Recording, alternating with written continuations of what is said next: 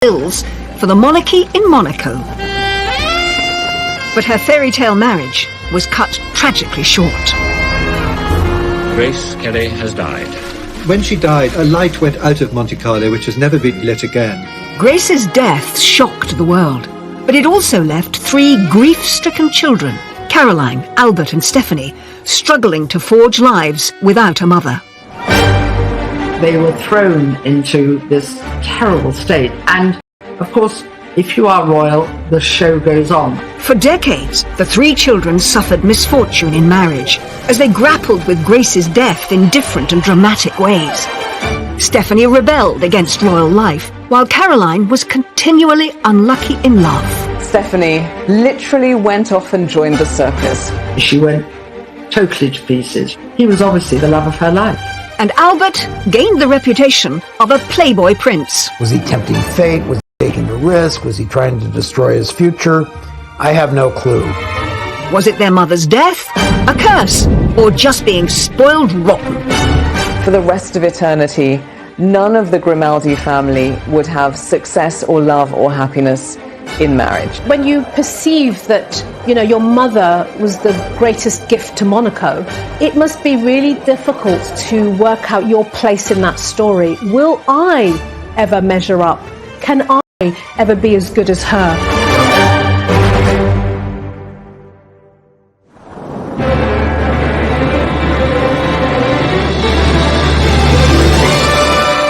Grace Kelly had 3 children, Caroline, Albert and Stephanie. Born into one of the wealthiest royal families on the planet, their assets are rumoured to be worth over $1 billion. Grace Kelly's 3 children were brought up in a vacuum. They were brought up in a bubble. Their life has been one of fabulous wealth and luxury, polo, lunches, champagne and indulgence. Despite their lives of luxury, there were challenges for all 3. The 3 children have all had their ups and downs. They've all had their fair shares of marital difficulties and tragedy. Every family has its trials and tribulations. The huge difference between ordinary folk and the royal family is that there's this spotlight onto them, and the press is always waiting to expose any of these things. The family suffers from what lots of rich, famous families do. I'd say they have more money than sense. But growing up in the House of Grimaldi might not be the fairy tale it seems. On the 23rd of January, 19 was born. She had to always be the good girl, to observe protocol, to do the right thing, to say the right thing, all at the right time. Grace, because of her own childhood, was a strict disciplinarian, so she spanked her eldest daughter for being naughty, and she once said, "I spanked her every day." Albert came along just over 12 months later. As the first male child, he had a date with destiny, that he would one day follow in his father's footsteps as ruler of Monaco. But it was a fate young Albert struggled to grasp. When asked what he'd like to be, he said he wanted to be a cowboy. He found it very hard to sort of engage an ambition for himself, since his role in life was very much laid out before him. As heir, Albert came under the tutelage of his father, Prince Rainier, said to be far stricter than Grace and often absent, preoccupied with the business of ruling the principality. Prince Rainier was extremely wary of other children and of other families getting close to the royal family at Monaco. He didn't really understand why his children needed friends. Caroline's fond of telling a story about how when they were young, they would pretend they were poor, she and Albert, when they played, so they could be like other children. The fact is, once you're in that fishbowl, you're in that fishbowl, and no matter what people do to try to make your life normal, it's not going to be. Born 7 years after Albert in 1965, Stephanie, the youngest, perhaps experienced a more relaxed childhood than her older siblings. Well, Albert once said that Stephanie learnt very quickly how to wrap her mother around her little finger. I think Stephanie was probably a little bit more spoiled than the others and maybe allowed to get away with a few things. Stephanie was inseparable from her mother. But their close connection meant that, together, they went through one of the most traumatic events to hit the House of Grimaldi. What should have been a simple trip, Grace driving her daughter to the train station, turned into a tragedy that would go down in history. Grace was driving round the infamous hairpin bends of the Corniche outside Monaco when she crashed her car. And so Grace Kelly has died. On the 14th of September 1982, Grace Kelly, Hollywood princess turned real royal, died, aged just 52. Grace Kelly and Stephanie were supposed to be catching a train that would take them to Paris, and they were really excited about the trip. So the little metallic green Rover, very sporty little car, it was full of hat boxes and suitcases. They didn't need a chauffeur because he wouldn't fit. So Grace Corniche are treacherous. I mean, there's endless winding bends. People always will come up with conspiracy theories. She may have had a small stroke or something like that, but she lost control of the car. When she came to, she was disorientated. She jammed her foot on the brakes. Now, there's a bit of doubt around this because it might be that she had accidentally jammed her foot on the accelerator and the car went faster. Stephanie reached for the handbrake, but terrifyingly, the handbrake didn't work. The car was out of control. It slammed through a wall and plunged around 100 feet off the side of a cliff. It was reported afterwards that neither Grace nor Stephanie were wearing their seatbelts. Stephanie was injured in the crash. She had lost a tooth. Her mouth and her tongue and her lips were all cut up. Princess Stephanie has a broken vertebrae, but she's fully conscious, sitting up in bed and eating normally. It was a miracle Stephanie had survived, but the injuries sustained by her mother were devastating. After she was rushed to the Princess Grace Hospital, her health seemed to rapidly deteriorate. She suffered another stroke, and that led to a brain hemorrhage, and she was actually put on a life support machine. Doctors told Prince Rainier and Princess Caroline and Prince Albert that there was no hope for her. So they took the terrible decision to turn off the life support machine. Just one day after the accident, and with her husband of 26 years by her bedside, one of the biggest and most iconic names in Hollywood history, Princess Grace of Monaco, passed away.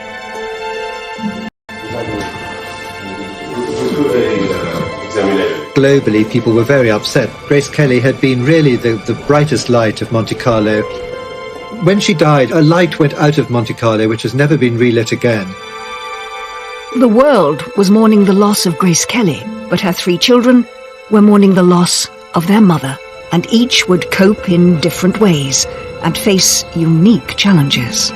This was cataclysmic for Princess Caroline. The requirement that from the moment of the death, the moment of the funeral, she herself, Princess Caroline, was essentially the First Lady of Monaco.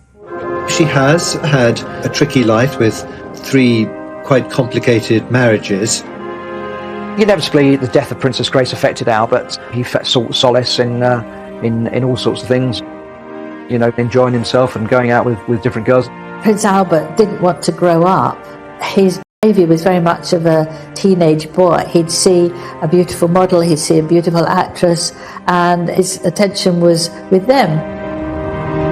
The House of Grimaldi was traumatised. But was this down to tells of an evil curse, one that would jinx the family forever? As it's purported to be Prince Rainier I in the 13th century who kidnapped a beautiful maiden, alas, raped her, and she then developed witch-like powers and said that she would put a curse on all future generations born into the Grimaldi family. For the rest of eternity, none of the Grimaldi family would have success or love or happiness in marriage. They've struggled to find lasting life partners. But whether that's a curse or just really bad luck, that's open to debate. The monarchy themselves seem to go by facts and not fiction. Journalist and author Joel Strawty McClure first met Prince Albert in 1988, who told him how the curse is perceived within the House of Grimaldi. He basically said that their family was no different than any other. So he takes it with a grain of salt, And, Prince Rainier, his father, also said that we have the same faults, defects, and attributes as any other human beings. Just because we're royals does not make us immune. Despite rejecting there being any truth in a curse, it has still been an unfortunate shadow hanging over them. None more so than Stephanie, whose life was thrust to the forefront of public attention in the aftermath of the crash. She's talked about to the media about the weight that having that blame put on her has affected her life. And the trauma of her mother's death seemed to send the princess down the path of a royal rebel. She literally went off and joined the circus, she and her kids.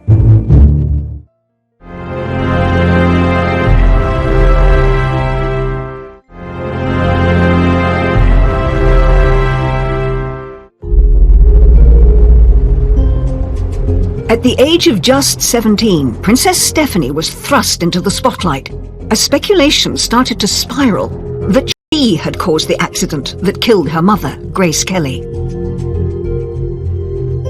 Stephanie had to deal with some extremely nasty and, I believe, traumatic rumors that Stephanie herself had been driving, or that she'd been quarreling with her mother and that she had distracted her mother. None of those things were true.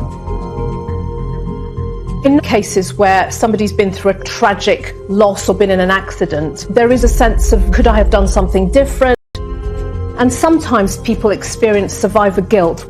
But it's certainly not helped when other people, outsiders, start pointing the finger at you. And I have to say, I think Rainier was so desolate, so upset that he was, of course he was there, but he was not as useful as they were. Speaking to ABC News in America about that traumatic time over 20 years later, it's clear from this television appearance that the accident had deeply affected Stephanie, not only physically, but mentally. In other words, you killed your mother. It's hard enough even, losing your mother and then being blamed for it. I mean, it's terrible. She's talked about to the media about the weight that having that blame put on her has affected her life. I think it's a terrible thing that she went through. It was just a very freak accident. Stephanie's brush with death and the trauma of the sudden passing of her mother seemed to instill in her a desire to live life for the moment. It set her down the path to being a royal rebel, but it also liberated her in a weird way because she thought, well, you could lose anything in just 1 minute. So I'm going to take everything I can of life and follow my own whims and desires, which she did, not always for the better. Stephanie Marie Elizabeth Grimaldi was born on the 1st of February 1965. Welcomed into the world with a Monegasque traditional 21-gun salute, she was Grace and Rainier's third and perhaps most colourful child. Third child, always spoiled, much more than the first and the second, and Stephanie took full advice and full advantage of this. Stephanie was so stubborn and lively, extremely rebellious and very naughty indeed. Even her own mother said, I should have beaten her like a gong without making her give way. Grace had a very loving pet name for Stephanie. She called her enfant terrible, which means terrible child or naughty child. The wide age gap between Stephanie and her siblings Caroline and Albert may have strengthened the bond between mother and daughter, but this close relationship would perhaps have consequences in years to come. Prince Rainier was worried about how close Stephanie was to her mother because it's an interdependence as opposed to preparing you for your future life. We say in French, dans les jupons de sa mère, in the petticoats of her mother. But when her mother died, 17-year-old Stephanie was suddenly left without the guidance and support of her closest ally. Princess Stephanie was quite insecure as a child and hung on to her mother whenever she could and very much needed her to help her cope with. Stephanie had to face the journey into adulthood without her mother. The princess was keen to get a taste of life outside of the palace. She had the connections, but struggled to find her calling. She tried modelling, then she realised The really interesting thing in fashion probably is to be a designer.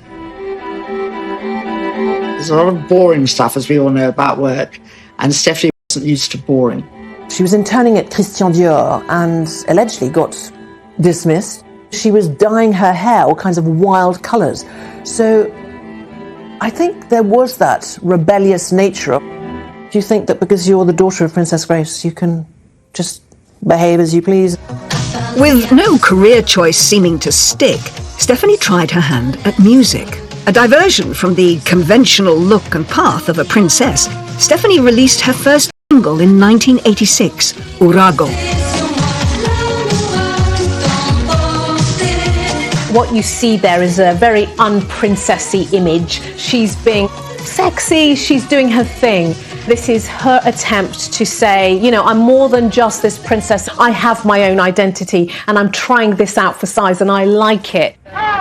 Growing up, Stephanie was fascinated by Grace's awe-inspiring Hollywood past. That's perhaps what inspired her to follow in her mother's golden footsteps in her attempts to carve out a creative career. Grace would tell her all the stories about Hollywood, and they would sit in the palace and dance together, and they'd look at old photographs. They'd talk about the films of the current day. Please welcome Her Serene Highness, Princess Stephanie of Monaco. In 1990, she gave a nervous performance on Aspel & Company, opening up about her true feelings on her bumpy journey to stardom. Trying to establish a name and identity for herself in the shadow of her iconic mother was always going to be tricky, and comparisons were often drawn. I would love to be an actress one day, but I think it's even harder for me because everybody's like waiting for me, and oh my God, they're going to compare me to my mother. Show people that I have a personality of my own and I'm not trying to be my mother. Knowing people are watching it saying, you're not as good as the great Hollywood icon that is Grace Kelly. The fear of continually being compared to her mother and coming up short really stymied Stephanie's acting career because it hurt her confidence. But it wasn't just her career that seemingly showed an urge to break free from the royal orbit. As Stephanie continued to live for the moment, her love life took an unexpected turn. Just like generations of Grimaldis before her, a string of turbulent relationships ensued, with the press linking her to some very high-profile men. Footballer. She had a relationship with Jean-Claude Van Damme, the actor, the Hollywood star Rob Lowe. And in 1991, she got together with Daniel de Cruet, her bodyguard and a former fishmonger. It marked the start of a very lively love life. Prince Rainier mistrusted him very strongly, and he began to suspect that his daughter did not have a very solid sense of what was good for her in relationships. He was already involved with another woman who was 6 months pregnant, but they fell in love, and Stephanie actually ended up marrying him, and they had 2 children. I mean, I think he was probably the biggest love of her life. Her father was incandescent, but Prince Rainier soon fell for the grandchildren and accepted them and their marriage. But hopes of a fairy tale ending were soon dashed. Less than a year into the marriage, things took a dramatic turn when a series of candid photographs of Daniel were published in Italian magazines. He was actually photographed frolicking, if you will, with Miss Belgium bare breasts. Needless to say, Stephanie wasn't terribly happy about that. The couple divorced in 1996, but in 1998, Stephanie's adventures in love continued with another bodyguard, Jean-Raymond Gottlieb. She had a child with him, a daughter called Camille. The father was not named on Camille's birth certificate, and in fact it was only revealed decades later by the daughter herself on Instagram. She was actually banished by her father to a ski resort to try and recover while the dust settled from the scandal, and then she took up with a Corsican barman. Aged 36, she made another surprising choice and got involved with married Swiss elephant trainer Franco Cani. Love blossomed after they met at Monaco's International Circus Festival. She literally went off and joined the circus. She and her kids. She's got 3 kids by now. Princess Caroline was absolutely devastated by her sister's behaviour. She felt she was letting the whole family down. He moved into his trailer and they actually travelled around with the circus. And obviously it was not ideal for her children. It was very difficult for them to get educated. And I think after a while the novelty wore off. The relationship fizzled out, but the circus around her love life wasn't over.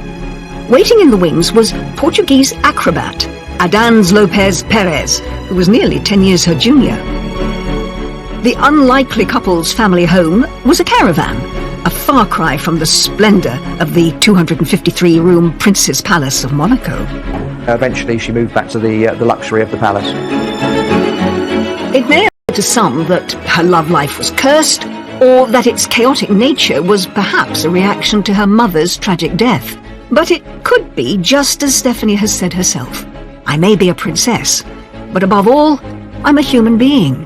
If you step back and look at their lives, which was very, very small, a very tiny bubble of people were allowed to enter into it, you have very little life experience about what people are like, what relationships are like. So I wonder whether this is a way of experimenting. I'm going to go for all kinds of different people that I find exciting because they're opposite of duty and restraint. I think that's one of the problems that probably Stephanie's had, because you've got a palace to move back into. You can live the rest of your life very comfortably, having walked out of a marriage. Prince Rainier was reported to be despairing over his daughter, and his displeasure with her behaviour may have been communicated in his will. Apparently, he left her only 1%, and he left Caroline and Albert more. Albert, obviously, he's the reigning prince, would have been left most of the bulk of the money. I think 1% of the money of the Grimaldi royal family would take care of us all. At the age of 56, Princess Stephanie may not have managed to find happiness in her relationships, but she perhaps gets the love and praise she craves from her 3 children and her philanthropic work. We've seen the young girl going through all those different phases and learning as she goes. And this is natural for somebody who's been through so much to then get to a place where they're emotionally mature, they have their own family, and they can curate the life that they want to lead now. And that seems to be the space that we find Stephanie in. She's not married again and feels content with herself for being a mother and helping others who are having a difficult life. She's very much involved with her charity work, an AIDS charity and animal charities. I think Grace would be pleased that the wild child has finally grown up and she's finally found happiness and seems a lot more serene. Princess Stephanie's colourful life may have raised some eyebrows, but the pressures inside the palace were perhaps felt even more by her eldest sister. Before her mother's death, Caroline sought freedom from royal responsibility. He gave her an escape route. He was her key out of the kingdom. But all of that changed when Grace died. Caroline had to look immaculate, behave immaculately, because her reputation is Monaco's reputation.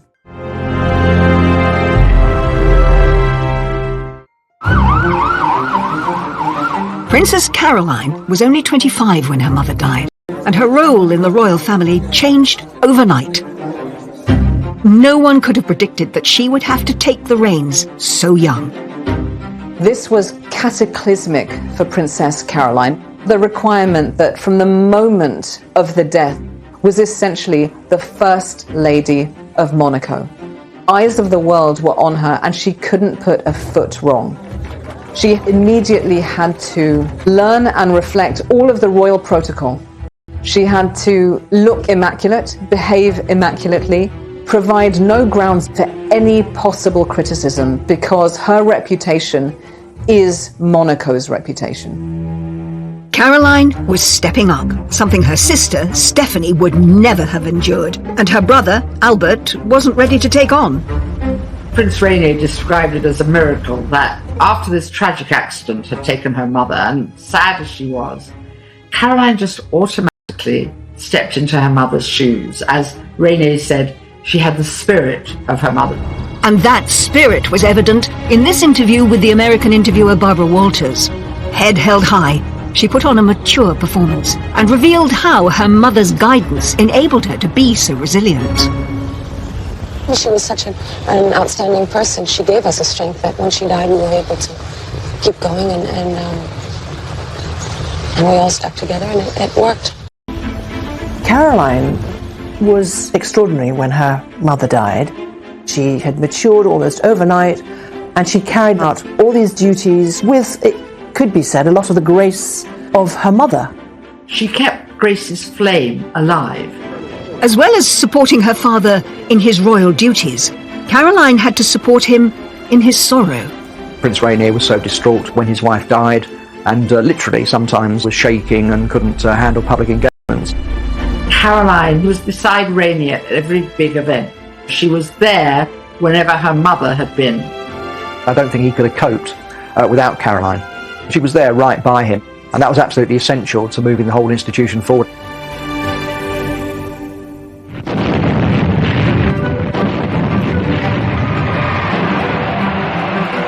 The birth of their first child was a beacon of light for the Grimaldi family. Born in torrential rain, there were high hopes for Princess Caroline. Princess Caroline was born in the middle of this huge storm, and local superstition has it that's a very Mediterranean climate, and rain is always a good luck sign. And since there was this feeling, there was this curse on the Grimaldis, everybody thought this girl will have real character because the rain has come down during her birth. For Caroline, the pressure was on. There was no space for her to say, hang on, I know this is what I'm supposed to do, but what about what I want? What about my hopes and desires? What if they compete with what's expected of me? Is there any space for me to do that? And the answer was no. There was no space for her to misbehave. Although Caroline had managed to step up to First Lady and handle it so well, it was a far cry from the lifestyle she'd become used to in her university days in Paris.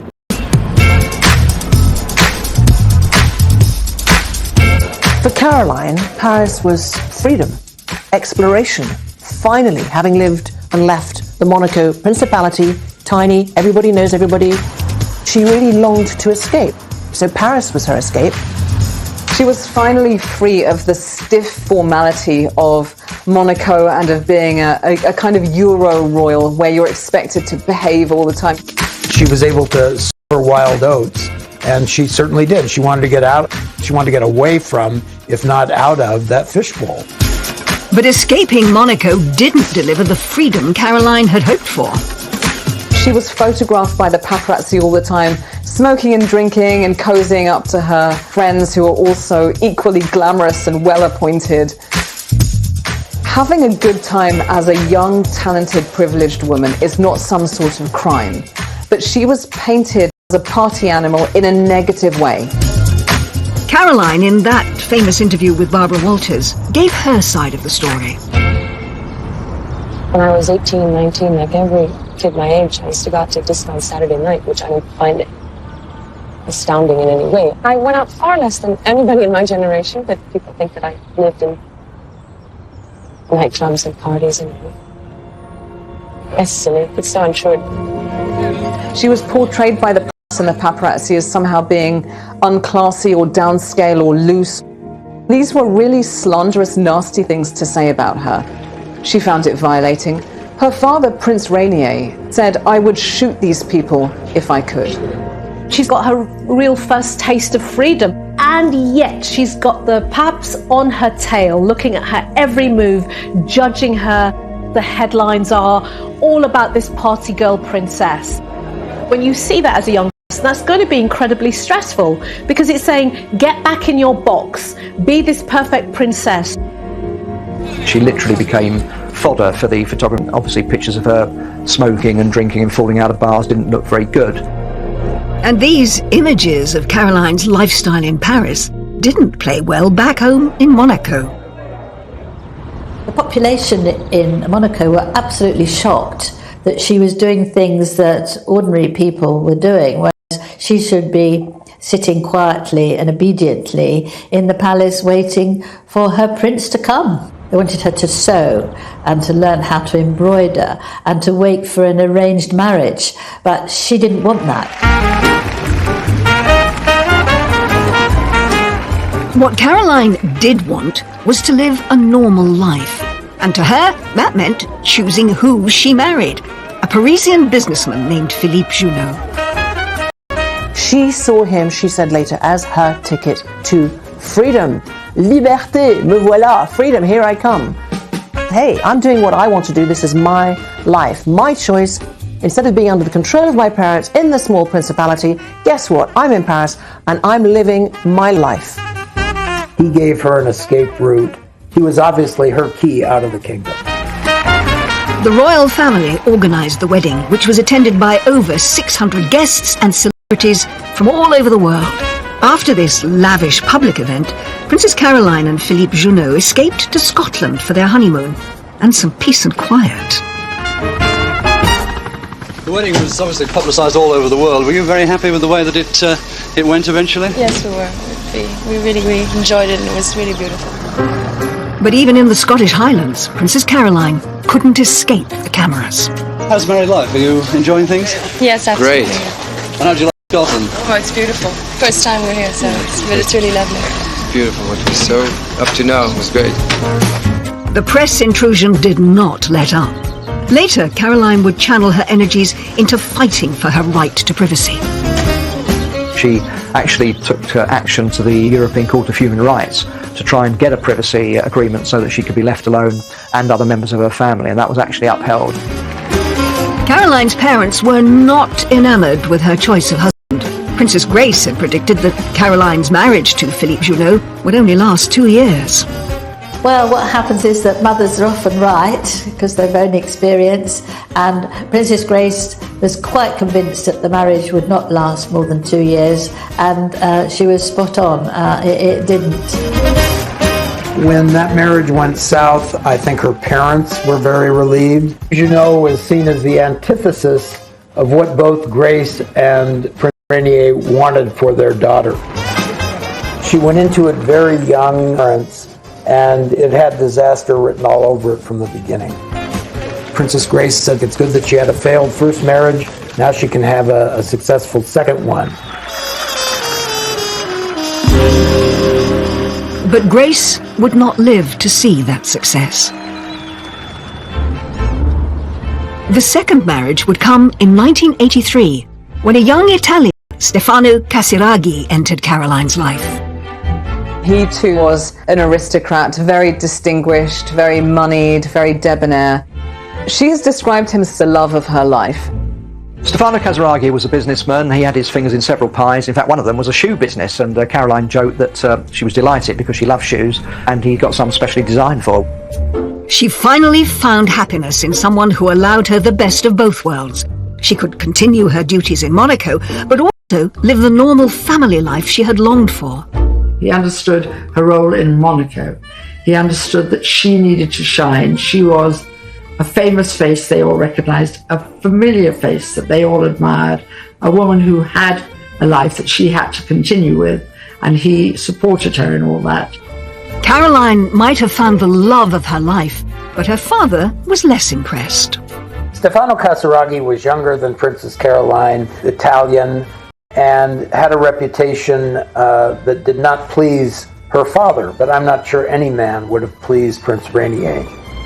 Despite her father's issues, Caroline and Stefano married in December 1983. In contrast to her first marriage to Philippe Junot, which had all the bells and whistles, 600 people attending, this marriage was very low-key, civil wedding with only 20 people.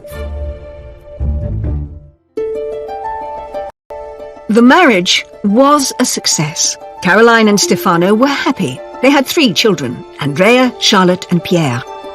Had Caroline managed to break the Grimaldi curse? I think Caroline settled into motherhood very easily, and I think in some ways it helped that she had 3 children very quickly, because it really made her, in the eyes of the public, a mother figure, and I think people were able to see her in a different light. They were probably some of her happiest years. It was, for her, like a dream come true. He was a great companion and a great husband from her point of view. He was quite happy to be in the background, but a great family man. The children all adored him. Caroline was in the midst, when she married Stefano Casiraghi, of being Monaco's first woman. And that role would not end, of course, until Prince Albert took a wife, and those obligations were shared, if not dropped. I think that she continued willingly to fulfill her princessly obligations to the country mother, but she fought on. She did what she was supposed to do. In October 1990, Stefano was competing in a powerboat race in Monaco, a sport at which he excelled. Usually, Caroline would be cheering him on, but that day she had an important meeting in Paris. She decided to go to Paris and approach her first husband, Philippe, and ask if he would agree to an annulment. Princess Caroline wanted the annulment because she had found a man she really loved, she had his children, and she wanted to move on. She wanted to draw a line under her past life. She wanted her children to be recognized by the church instead of considered illegitimate. So she petitioned endlessly, tirelessly, the Catholic Church to annul that marriage. In the eyes of the Catholic Church, Caroline was still, technically, married to her first husband. Though they had both gone through civil divorce, they hadn't got a Roman Catholic nullification through. The Roman Catholic Church works very slowly, and she'd hoped that Juno, who by then also had remarried and had a child, would be very keen for this to happen as well. Whilst in Paris, Caroline could never have predicted the events that would follow. Back home in Monaco, there was about to be yet another twist in Caroline's tale.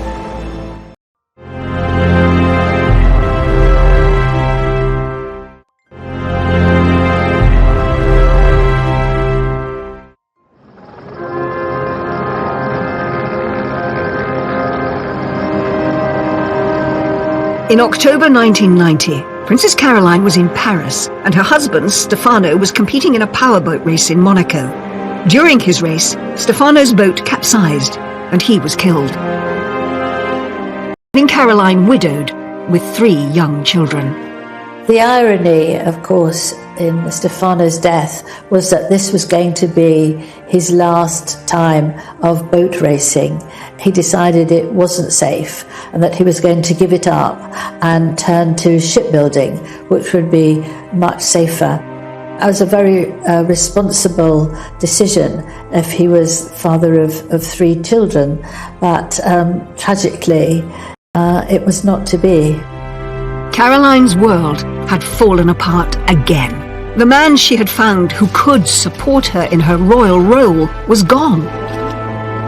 Here she is moving forward with her future. It looks positive, it's hopeful, it's going in the right direction. And suddenly, out of nowhere, her reality is pierced by this terrible, devastating loss. Her husband died. It brought back memories of her mother as well, and she thought the 2 things triggered each other. And she really did struggle for a couple of years. She was only seen out and about very rarely in public, mainly wearing black and dressing very somberly. There's an interesting shift in family dynamics when Princess Caroline then looks to her father and leans on him and expects him to step up emotionally for her, just as she stepped up to him when her mother died. Stefano's funeral took place at Monaco's Cathedral of St. Nicholas, the same place Caroline's mother's funeral was held. Princess Caroline's world fell apart. It didn't fall apart in a messy way. It fell apart in a royal way, which is worse because all of that suffering and pain and horror, you can't really express it at all. So it's all happening on the inside. It was really a very sad sight for anybody to witness. I don't think I've ever seen a woman become more dejected, upset, transformed, gaunt than Princess Caroline was in the aftermath. It was just another tragedy to hit the Grimaldi family. On top of everything else, Caroline's marriage still wasn't legitimate in the eyes of the Catholic Church. Not only had she lost Stefano, but her marriage to Stefano wasn't recognised. And I think during a period of dreadful loss, that would have been another layer of grief. That this is the love of my life, and our union isn't even recognised yet. It would take a decade for the situation to be resolved.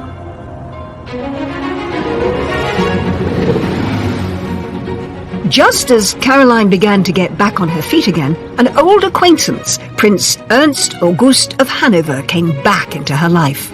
Another shot at marriage was on the cards. He is royal as they come. If you look into his family background, it pretty much goes back as far as the Roman Empire.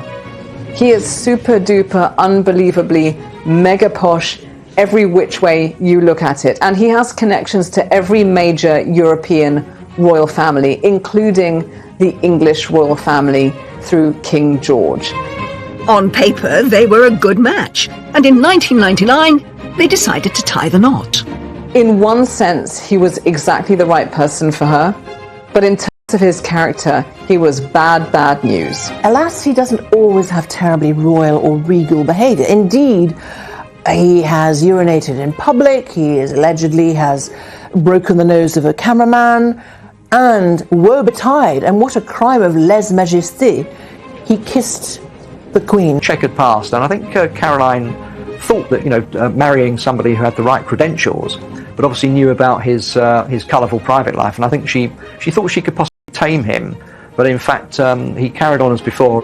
It came to a head when Caroline had to attend to her father, who fell seriously ill.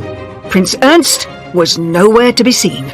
He actually was in a coma in hospital, brought on by heavy drinking, and at one point he was actually hovering on the brink of life and death, and so it was quite possible that Caroline was going to lose her father and her husband in the same week. The one time that she really needed her husband, he himself was ill. Caroline's third marriage had broken down. They went their separate ways because he brought shame and scandal into her life.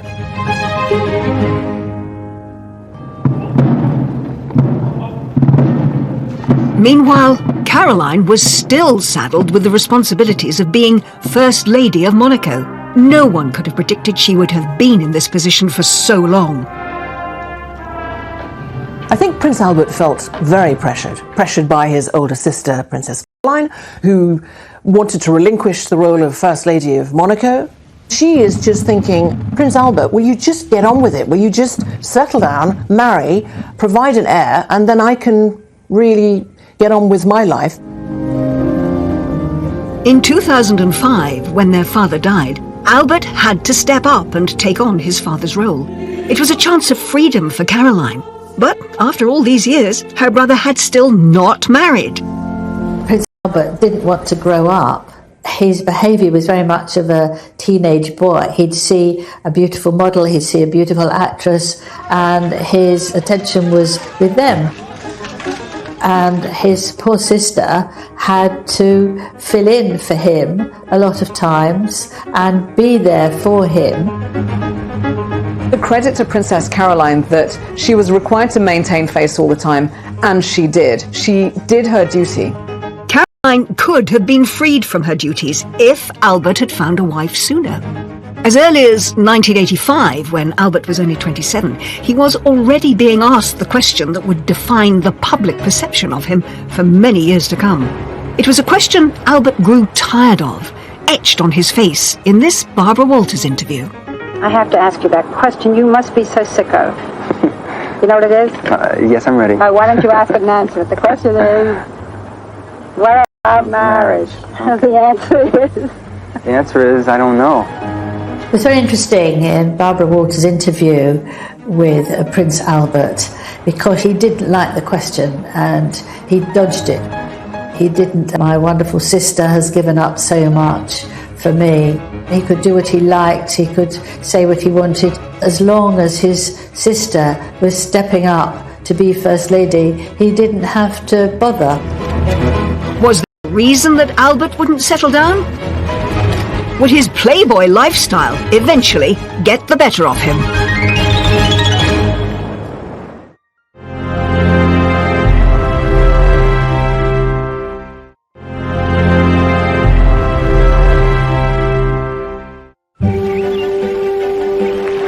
From the moment he was born, the second of Grace and Rainier's 3 children, Albert was destined to become ruler of Monaco. But from an early age, it was clear it was something he wasn't necessarily looking forward to. You can hear from his own mouth Somebody who's saying, I just wanted to be a cowboy. I found doing the royal stuff boring. So you've got this real tension between born to rule and I just want to do my own thing. And that, I think, we see play out in his life. It was a feeling that spiraled after his mother died, when he was just 23. Albert was delighted that Caroline stood up to take the bulk of the family's royal duties. I always remember Prince Charles once saying that when it finally dawned on him that he was going to become a future king, it came as the most tremendous shock, and it must have been a tremendous shock for Prince Albert as well. And I think that's something which lives with them, and they try and forget about it for a while and pretend it's not happening. As long as his sister was stepping up to be First Lady, he didn't have to bother. Also knew that he did have a number of years where he could let his hair down. He didn't have much hair, but he could let his hair down. In particular, Albert compensated for the monotony of royal duties with the kick of adrenaline. He was a marksman, he was a very good swimmer, he actually took up judo, he became a judo black belt, skiing, and he actually took part in the Paris to Dakar rally, although he didn't actually complete it. And in fact, he's the only royal that I know of who's actually been to the North Pole. So he was quite an action man. Albert may have been inspired by his grandfather's sporting prowess. Grace's father, Jack Kelly, had won 3 gold medals in rowing across the 1920 and 1924 Olympics. Albert also had Olympic ambitions, but his involved a lot more speed. Prince Albert was interested in bobsledding because he said that it gave him a buzz and it made him feel as if he was alive. Albert established Monaco's first ever bobsleigh team, despite the Principality having no snow and no mountain. Championships. It wasn't easy at first, people couldn't even spell the word bobsleigh, let alone know anything about it, so we've come a long way. Albert competed in 5 Olympics, never coming higher than 25th. I spent a lot of time with Albert the bobsledder, and I felt that he was taking this as seriously as any athlete would take a competition. I was quite impressed. The sense of participating in an international event, especially a winter event, from a Mediterranean country, was really quite exciting for them. But when it came to ways of postponing responsibility, Albert's love life, as it was for his sisters, was perhaps even more adventurous than his sports. I can remember doing a story for Cosmopolitan magazine in 1990 titled Prince Albert is Available. At that point, he was considered one of the most eligible bachelors in the world. He was linked with many, many girlfriends, Brooke Shields, Naomi Campbell, Claudia Schiffer, and many others. He was having a fairly hedonistic lifestyle and trying to forget that his destiny was eventually to take responsibilities. The prospect of Albert knuckling down and finding a wife to take on Caroline's duties as First Lady seemed remote. In 1987, former Playmate model and German actress Bea Fiedler claimed Albert was the father of her child Daniel. There was a certain amount of controversy about where the DNA for the testing had come, and a judge actually threw that case out, so that wasn't proven. Albert's risky behaviour seemed tailor-made to spice up what he described as boring royal duties. But it was clear his Hollywood mother's life and death also weighed heavily on him.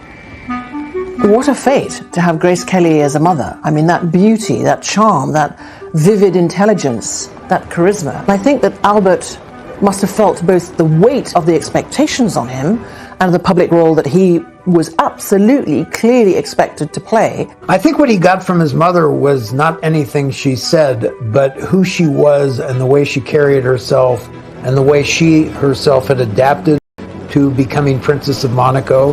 He certainly has a sense of calm and lack of drama and acceptance of things that seems to have come more from his mother than from his father. He certainly has a greater sense of equanimity than his sisters do. When you perceive that, your mother was the greatest gift to Monaco and was this beautiful, incredible actress who became, if you like, the perfect princess, it must be really difficult to work out your place in that story. Will I ever measure up?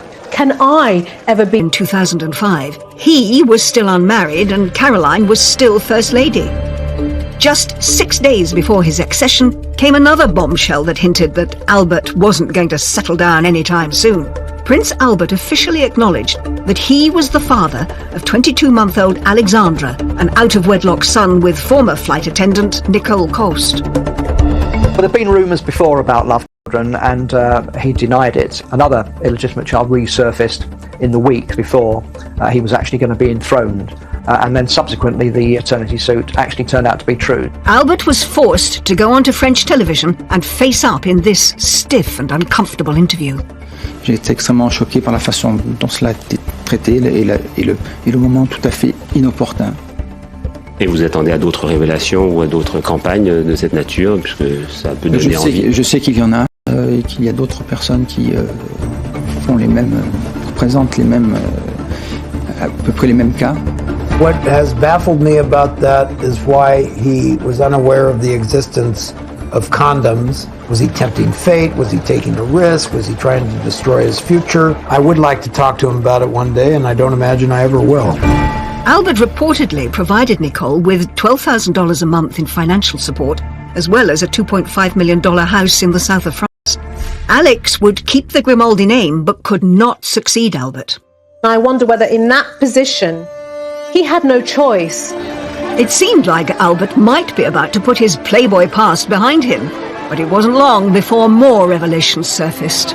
Prince Albert had already had to admit to the existence of one love child. It turned out that he had yet another love child who was 14 years old. In the early 1990s, Tamara Rotolo, an American, had come forward and claimed that Albert was the father of her daughter Jasmine, and that was hushed up and he denied it. But in fact, a DNA test eventually proved that he was the father, and in 2006, a year after he'd become the prince, he actually admitted that he was the father of Jasmine as well.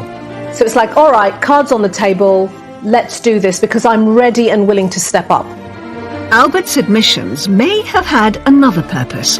He'd recently started a relationship with a fellow Olympian, a South African swimmer that he'd first met 5 years earlier.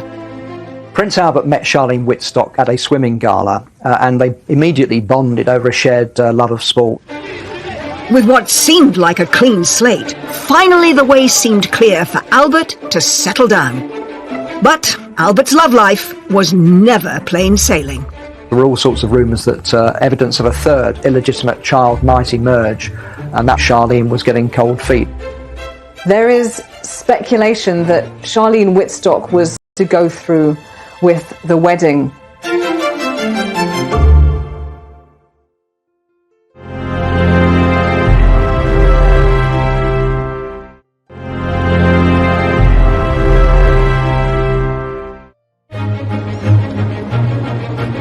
By 2010, all three of Grace Kelly's children, now in their 40s and 50s, had spent their entire adult lives cursed by an inability to find a happy marriage. It's the third marriage that Caroline has had, and it's come to a bad end, as both of the others have. And now she lives alone. She's back living where she grew up. It's like returning home to the roost. Stephanie has stepped away from the limelight and lives a much more quiet, discreet life, and that is understandable. But there was hope for Albert. In June 2010, Albert was sat on the side of the bed as his girlfriend of 5 years, Charlene, was packing to leave the apartment. He did it in a very straightforward way. No violins, no beachside romantic setting. He was just in Charlene's flat and he said, "Would you like to marry me?" And she thought he wasn't being serious. He'd actually rang her father before he proposed to Charlene. He chose the timing very badly. He rang Charlene's dad when there was about to be a very big football match in the World Cup, South Africa versus France. Her father congratulated him and said, "That's great, I now have to get off the phone. There's a football match I want to watch." I don't know at the time if he immediately knew that this is the woman I want. He has told me that he felt sorry for anybody who would become the Princess of Monaco due to the fishbowl effect and the obligations that come with that role. But he obviously waited a long time before he chose someone and was sure after a number of years that she was the one. I think in retrospect, That was his timetable. After years of failed relationships and 2 confirmed illegitimate children, Albert's engagement to Charlene was announced on June the 23rd, 2010. But marrying a prince isn't an easy thing to do, especially one with a mother like Grace Kelly. I think Albert was worried about the inevitable comparisons to Grace Kelly, and he was concerned that Charlene might not be able to cope with it, knowing that you're forever going to be compared to them and put on that pedestal. So it was quite a big decision to make. Grace Kelly had struggled with intense loneliness at the start of her royal marriage, struggling to come to terms with being a princess. Albert feared the same would happen to Charlene, risking both her and his happiness. The rumours of him being a playboy, of him being a womanizer, really bedeviled his whole, teenager adulthood right past. On the 2nd of July 2011, the most glamorous, high-profile event since the 1956 union of Prince Rainier and Grace Kelly took place at the Pink Palace.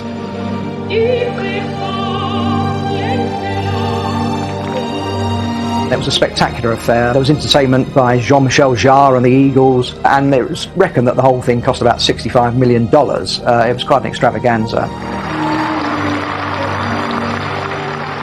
But despite the glorious weather and the smiling congregation, the rumours swirled again, and a happy future looked far from assured. In front of the full glare of the palace cameras, Charlene cried uncontrollably. What did not fail to hit the headlines and get an awful lot of coverage is the fact that she appeared to be crying on her wedding day. The royal couple publicly denied that Charlene was an unwilling bride, after tabloids had circulated rumours that Charlene had been spooked by talk of a third confirmed love child for Albert. That wasn't in a cathedral as his mother had been. That was actually in a courtyard at the palace as well. It rather feeds into the narrative that Charlene was slightly worried about what was happening. One French paper went as far as to write that she'd attempted to flee back to South Africa, with authorities stopping her helicopter flight to Nice airport on instructions from the palace. Princess Charlene subsequently branded such rumours as categorical lies. But even the wedding's A-list entertainer Jean-Michel Jarre was quizzed on the rumours. I mean, they were really in love, and rumours are rumours, as you know, and you're a specialist of that, so you know more than me on that. Charlene and Albert successfully sued the Sunday Times and received an apology for claiming that the wedding wasn't genuine. And they chose this show to provide a forceful denial. So why would we go through all this effort to have this fantastic, couple of days and have our most intimate, dearest friends come and join us for us to be reluctant? That was also a wonderful opportunity for them to ride on something in a negative spin because people would buy. Lots of women have cried at their wedding. So bad for the makeup, but good for the soul. And she was very emotional. And I think that this sort of wedding would have been overwhelming to many people.